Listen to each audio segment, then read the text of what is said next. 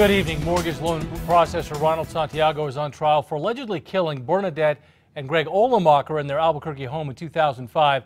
But today it was more like the couple's daughter, Renee, was the one on trial for murder. News 13's Kayla Ayers is live at District Court with more on her testimony.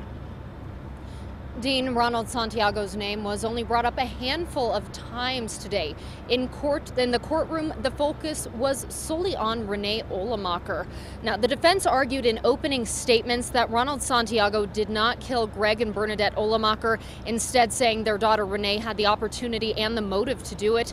The state says Renee was in a room at the time and argues Santiago was the trigger man. They say he was their mortgage loan processor and had financial motives. Renee took the stand and was questioned by prosecutors and then the defense. Santiago's attorneys led Renee down a revealing path, having her read excerpts from her journal she kept as a teenager.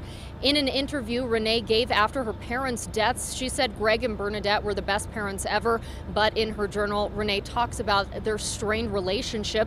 The defense also questioned the 911 call she placed the morning of her parents' murders, why she told the operator her parents were shot, and not that she heard gunshots or an intruder in the home.